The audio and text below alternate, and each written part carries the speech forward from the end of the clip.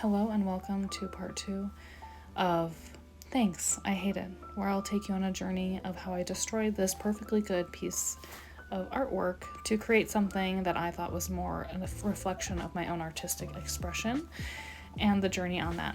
If you want to see how I got to this point in the creation process, you can visit part 1, this is part 2, although it is not necessary. So, a few things that I thought we could talk about was how art is really very much so up to interpretation by the viewer.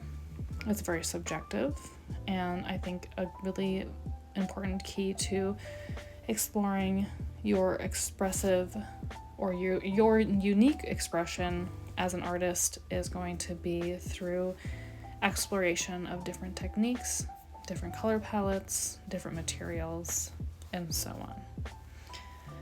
Let's get right into it.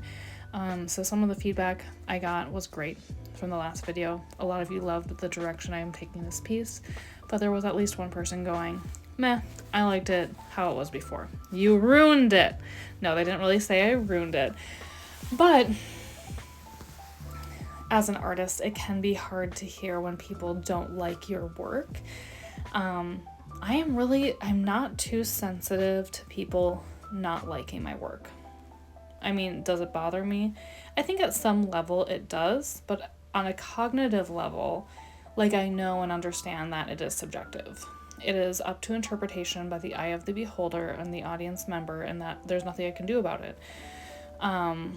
So I would really like to encourage you guys, if you are making art, make sure you get it out there.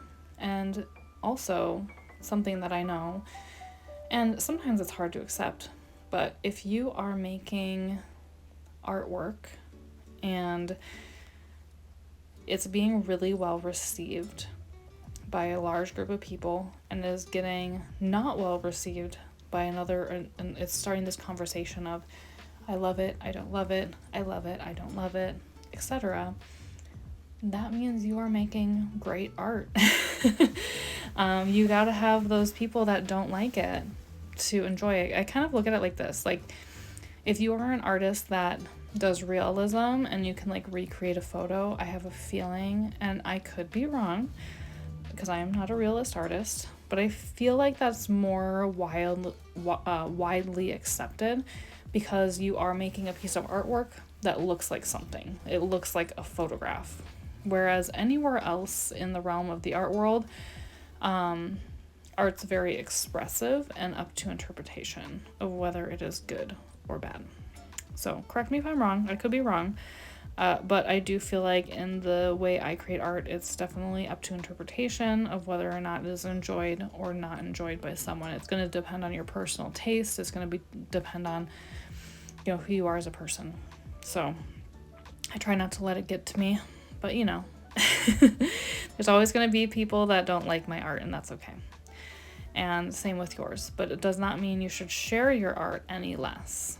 And that kind of leads me into this discussion of art is really so much up to interpretation.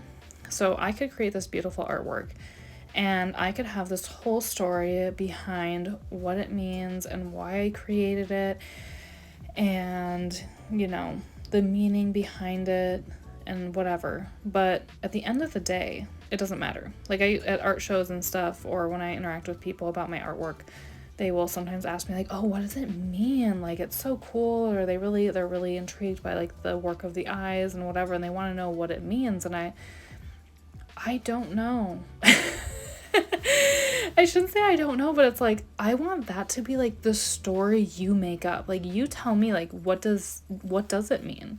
I mean, I could tell you a lot of interpretations. I do tend to want to focus on the eyes. That's my favorite part of. So I've always been really drawn to,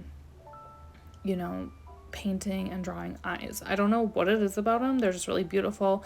They're very captivating. It's they're kind of mysterious, but they can also send this message of a strong, bold energy. I also do a lot of female portrait inspired artwork. Obviously this isn't a portrait. It was till I ruined it. I'm just kidding.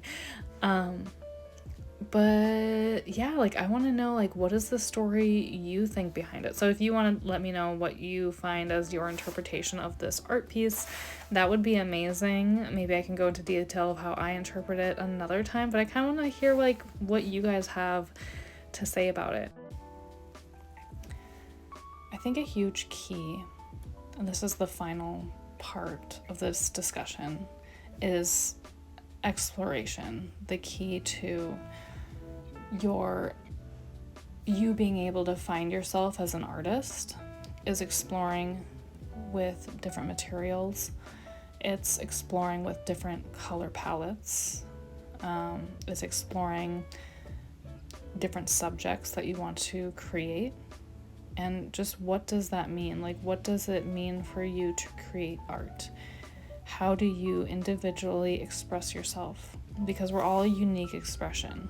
We all are. We do not create, like, even if you tried to recreate this piece of art, you would do it in your own unique way. And that's what's beautiful about it. This is the first time I used joint compound.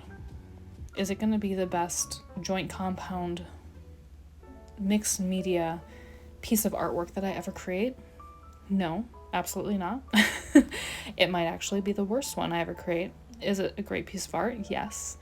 But every time I put my pen or paintbrush down, I'm always learning my relationship with the material. I'm learning how that material works. I'm learning about myself, like how do I want to use it. And for example, with this joint compound, I was really excited because were there areas that I didn't like? Yeah, I scraped off part of the joint compound and like patched it up and started again. So I definitely learned like how thick I want it, how it moves, how fluid it is. It gave me a lot of ideas for future pieces. So this is in fact going to be the first painting that really inspired a whole series for me. And I'd like to make like a really comprehensive art piece series, but a comprehensive series using joint compound and maybe also some figure drawing, like some black and white drawings. And I want it to all speak to each other.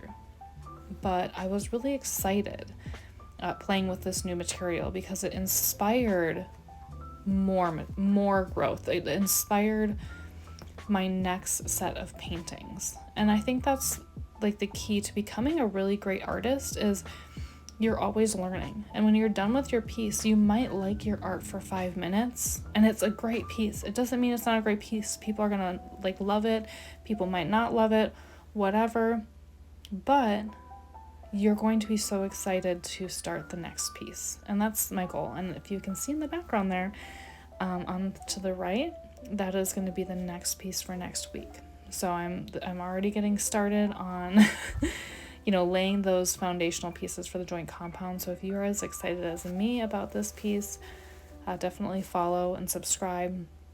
I'd love to hear your interpretation of how, your story behind my artwork and what you think it means to you personally, so you can leave that in the comments below. Otherwise, I hope you guys really enjoy your weekend, enjoy your family, maybe spend some time with yourself creating art, and I'll see you guys next week.